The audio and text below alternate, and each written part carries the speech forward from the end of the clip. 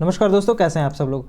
अब देखिए, आप सभी लोगों के डिमांड पर फिर से वापस ये वाली टॉपिक जो हर बार के आईआईटी एग्ज़ाम के एग्ज़ाम में मैं करता हूं और इस बार फिर से कर रहा हूं। तो दोस्तों आज हम लोग बात करेंगे सेल बायोलॉजी के इंपॉर्टेंट टॉपिक्स पे। अब देखिए, आप लोगों को दो तीन बातें हमेशा याद रखनी है कि जो भी आप एनालिसिस करिए वो प्रॉपर एनालिसिस होना चाहिए, ठीक है। ये नहीं कि रैंडमली कहीं से पिकअप किया और कहीं से सुन लिया या किसी यूट्यूब चैनल पे देख लिया तो ये पढ़ लें और ये चीज़ें छोड़ लें, ऐसे नहीं करना चाहिए। प्रॉपर एनालिसिस करनी चाहिए। तो 2005 से मैं जितने भी सैम्पल पेपर्स भी उठाता हूँ और जब से बेसिकली स्टार्ट हुआ है तब से बायोटेक का एग्ज़ाम आईआईटी एग्ज़ाम में, तब से लेके अब तक के पेपर की एनालिसिस की जाए तो सेल बायोलॉजी से कितने क्वेश्चन आए हुए हैं ये हम लोग डिस्कशन करेंगे फ्रॉम 2005 टू 2023। अब इसको बहुत ही ध्यान से सुनिए क्योंकि यही सवाल आप लोग फिर से कमेंट सेक्शन में कर रहे होंगे, ठीक है। तो इस चीज़ को, वीडियो को पूरे एंड तक देखिएगा और क्वेश्चन करिएगा ये चीज़ खुद से क्वेश्चन करिएगा ये चीज़ कि क्या मैंने ये चीज़ प्रिपरेशन करी है या कुछ छूट गया है, ठीक है। उस हिसाब से देख लीजिए आपके लिए कितना इंपॉर्टेंट है या कितना इंपॉर्टेंट नहीं है। हालांकि सेल बायोलॉजी सबकी फेवरेट भी होती है और one of the most important topic भी है, ठीक है। तो दोस्तों स्टार्ट करते हैं हम लोग सेल बायोलॉजी इंपॉर्टेंट टॉपिक से 2005 2023। अब आप लोग एनालिसिस कर लेंगे वैसे कि मेरा कितना प्रिपरेशन है, ठीक है। तो दिस आर द लिस्ट। यहाँ पे जो मैंने ब्रैकेट में लिखा हुआ है दोस्तों, ये आप लोगों के नंबर ऑफ क्वेश्चंस हैं जो अभी तक आ चुके हैं इससे, ठीक है। तो नंबर ऑफ क्वेश्चंस जो आ चुके हैं वो हम लोगों को इस चीज़ पे ध्यान देना है, ठीक है। इससे जो है जैसे कि 5 क्वेश्चंस आए हुए हैं, ठीक है। एक सेकंड दोस्तों, ज़रा सा मैं पेन का कलर चेंज कर लेता हूँ। एक सेकंड, वाइट ही रखते हैं हम लोग, ठीक है। तो बायोलॉजिकल मेम्ब्रेन से दोस्तों, जैसे कि यहाँ पे प्लाज्मा मेम्ब्रेन दिया हुआ है, तो इससे जो है 5 क्वेश्चंस अभी तक आ चुके हैं 2005 से लेकर के 2023 तक, ठीक है। अब ईच ईयर कितने आए हैं इससे बहुत मतलब नहीं है, लेकिन कितने क्वेश्चंस आ चुके हैं अब तक उस पर ध्यान दीजिए। Prokaryotic and eukaryotic cell structure जो एकदम पहला वाला है, इससे सिर्फ अभी तक एक ही क्वेश्चन बन पाया है, ठीक है। मेम्ब्रेन ट्रांसपोर्ट से 3 से 4 क्वेश्चन बन पाया। देखिए अब मेम्ब्रेन ट्रांसपोर्ट बड़ा इंपॉर्टेंट है।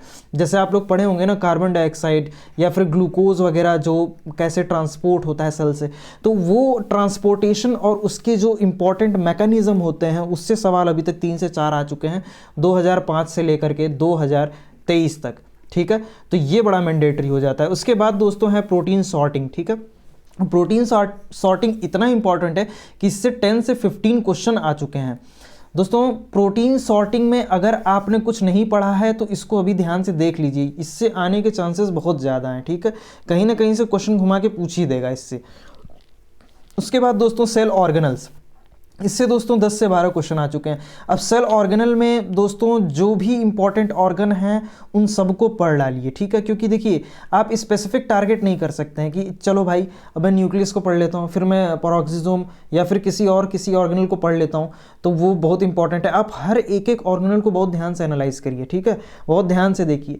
जैसे पेरोक्सिसोम को आप देख सकते हैं, फिर उसके बाद राइबोसोम्स वगैरह को देख सकते हैं। तो उसके अंदर जो आप ट्रांसलेशन की प्रोसेस जो होती है या फिर जो भी इंपॉर्टेंट मैकेनिज्म है प्रोटीन बनाने का या प्रोटीन सिंथेसिस का, प्रोटीन लोकलाइजेशन का, तो उसमें सेल ऑर्गेनल्स का बड़ा इंपॉर्टेंस होता है, ठीक है। तो अगर आप लोग अगर पढ़े हैं इसको ध्यान से तो उसको रिवाइज कर लीजिए, और अगर नहीं पढ़े हैं तो अभी के अभी इसको मार्क करिए बुलेट पॉइंट में, ये बहुत इंपॉर्टेंट है, ये आएगा। जीनोम ऑर्गेनाइजेशन से दोस्तों 8 से 10 क्वेश्चन बने हैं अभी तक 2005 से लेकर के 2023 तक, ठीक है। बार बार नहीं बोलूंगा, इरिटेटिंग लगता है, ठीक है। जीनोम ऑर्गेनाइजेशन से 8 से 10 क्वेश्चंस बने अभी तक। अब देखिए दोस्तों, जीनोम ऑर्गेनाइजेशन में cDNA वगैरह हो गया या फिर जितनी इंपॉर्टेंट कैलकुलेशंस होती हैं रिगार्डिंग योर जीनोम एंड जो आपके क्रोमोसोम का स्ट्रक्चर होता है, ठीक है। फिर उसके बाद जो आपका जेनेटिक्स पोर्शन से थोड़ा सा जो जीनोम ऑर्गेनाइजेशन का रिलेशन होता है, ठीक है दोस्तों, तो वो उसके अंदर बड़ा इंपॉर्टेंट हो जाता है। तो इस चीज़ को बहुत ध्यान से देखिएगा आप लोग। तो मैं सबसे पहले क्या बताएं आपको, prokaryotic and eukaryotic cell structure बहुत ज़्यादा इंपॉर्टेंट नहीं है, ठीक है। माइक्रोबायोलॉजी में हालांकि प्रोकैरियोटिक आ जाता है तो मैं उसको माइक्रोबायोलॉजी में बताऊंगा, लेकिन यूकैरियोटिक सेल स्ट्रक्चर डिफरेंस के बेसिस पे कुछ खास नहीं आता है, ठीक। बायोलॉजिकल मेम्ब्रेन में आपको प्लाज्मा मेम्ब्रेन जो है वो बहुत ही इंपॉर्टेंट है। प्लाज्मा मेम्ब्रेन पे सवाल बन ही जाएगा। हालांकि मेम्ब्रेन ट्रांसपोर्ट को इसी में इंक्लूड कर लेना चाहिए था, लेकिन बाय द वे दोनों लगभग सेम चीज़ है। बायोलॉजिकल मेम्ब्रेन को जब आप पढ़ रहे होंगे तो इंपॉर्टेंट प्रॉपर्टीज में आपको मेम्ब्रेन का ट्रांसपोर्टेशन तो देखना ही पड़ेगा। Protein sorting again very important, अगर आपने इसको इंक्लूड नहीं किया है तो इसको भी इंक्लूड करिए, वेरी इंपॉर्टेंट है। सेल ऑर्गेनल्स में से 10 से 12 क्वेश्चन तो आने ही आने हैं, ठीक है दोस्तों। अब अगला जो बहुत ही इंपॉर्टेंट है, यहाँ से आपको लगभग 5, 6, 10, 12 इतने क्वेश्चन तो दिख ही जाएंगे, ठीक है। अब देखिए, अब आप जब सेल वॉल को पढ़ रहे होते हैं तो उसमें प्लांट, एनिमल और फंजाई तीनों को मिला करके दोस्तों जो आपका 5 से 6 क्वेश्चन बन जाते हैं, ठीक है। अब देखिए, अब आपको ये समझना है कि जो आप डिज़ाइन कर रहे होते हैं अपने सिलेबस को या जो भी आप प्रिपरेशन कर रहे होते हैं, तो होता क्या है कि अक्सर आप लोग रैंडमली सब कुछ पढ़ते चले जाते हैं, मोस्ट ऑफ दी स्टूडेंट्स, ठीक है, जो रैंडमली उठ जाते हैं। जो कोर प्रिपरेशन किया है वो तो ऐसे उठ ही जाता है, ठीक है, कि मतलब डायरेक्टली उठाए और इसको एनालिसिस किया और रख लिए, ठीक है, पेपर को, फिर उसके बाद उसको अच्छे से प्रॉपरली एनालाइज करके उसका नोट्स बना करके और उसको अपने पास रखते हैं, ठीक है। तो 5 से 6 क्वेश्चन से बना है अभी तक, ठीक है। साइटोस्केलेटन एंड सेल मूवमेंट, देखिए ये one of the most important है। हालांकि यहाँ पे जितनी भी टॉपिक्स बताई गई हैं इंपॉर्टेंट ही है, लेकिन अगर आप देखिए, मैं पिछले स्लाइड पे अगर वापस आऊँ तो यहाँ से आपका इंपॉर्टेंट हो जाता है प्रोटीन सॉर्टिंग बहुत ही ज़्यादा और सेल ऑर्गेनल, ठीक है। तो इससे ज़्यादा क्वेश्चन बने हैं और इसमें as compare to rest of the topics cytoskeleton में ज़्यादा क्वेश्चन बने हुए हैं, ठीक है। इस स्लाइड पे सेल साइकिल से आपके 10 से 12 क्वेश्चन बन गए हैं, ठीक है। माइटोसिस और मियोसिस से जो है 7 से 8 क्वेश्चंस बने हुए हैं। माइटोसिस एंड मियोसिस ये दोनों बहुत ही इंपॉर्टेंट है। देखिए, जब आप एनिमल फिजियोलॉजी में रिप्रोडक्टिव वाला जो पोर्शन है, रिप्रोडक्शन वाला, अगर उसको भी जब डील कर रहे होते हैं तो उसमें भी आपको माइटोसिस और मियोसिस की इंपॉर्टेंस पड़ जाती है, ठीक है। तो इसमें जो आपका माइटोसिस और मियोसिस का कॉन्सेप्ट है वो एकदम क्रिस्टल क्लियर होना चाहिए, क्योंकि होता क्या है कि माइटोसिस और मियोसिस जनरली लोगों को लगता है कि प्रिपेयर्ड है, हमारा प्रिपरेशन हो चुकी है इसकी, लेकिन जब आप इस पे से कुछ कोर क्वेश्चंस उठाए जाते हैं ना, तो आप अभी रिसेंटली CSIR नेट का पेपर हुआ है, उसमें भी माइटोसिस और मियोसिस से बहुत अच्छे अच्छे सवाल थे। मतलब एक बेसिक छूट जाए तो वो बंदा उसको कर नहीं पाएगा, ठीक है। तो कोशिश करिएगा माइटोसिस और मियोसिस को बहुत ध्यान से पढ़िएगा, ठीक है। इवेंट सेल साइकिल को पूरा ढंग से याद रखिएगा, ठीक है। सिर्फ एस फेज को अच्छे से देख लिए तो कहानी खत्म, इतना नहीं। G1 G2 अभी CSIR नेट में बहुत बेसिक सा क्वेश्चन पूछ दिया था, इनमें से सेल साइकिल का किसका सबसे शॉर्ट ड्यूरेशन होता है, ठीक है। तो उसमें ऑप्शंस दिए हुए थे G0 phase, M phase, G1 phase. हालांकि इसका आंसर M फेज होगा, लेकिन फिर भी दोस्तों आपका प्रिपरेशन होना चाहिए। जनरली लोग इसको छोड़ देते हैं, ठीक है। जैसे एक सवाल बन जाता है कोल्चिसीन से।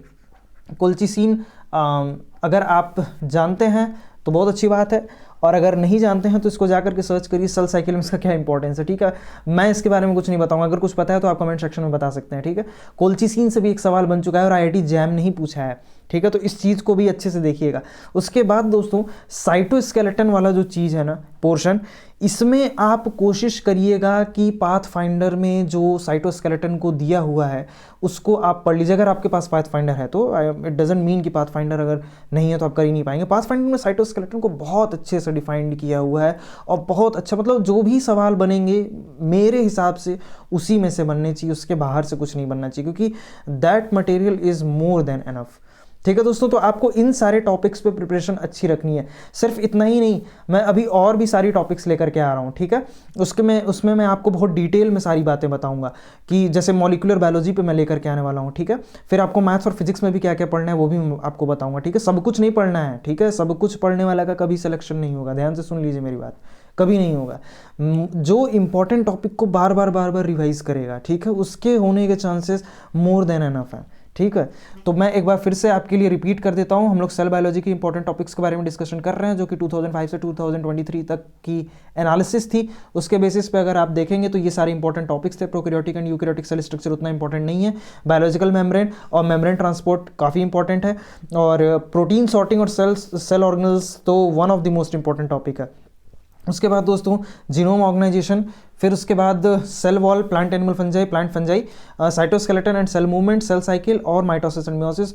इसमें इस वाली स्लाइड में सेल साइकिल और माइटोसिस मियोसिस में से ज़्यादा क्वेश्चन बन गए हैं, और इसमें साइटोस्केलेटन या सेल मूवमेंट देखिए तो 10 से 12 क्वेश्चन, सेल वॉल से रिलेटिवली थोड़े से कम क्वेश्चन है, ठीक है। तो दोस्तों ये थी about the important topics in cell biology.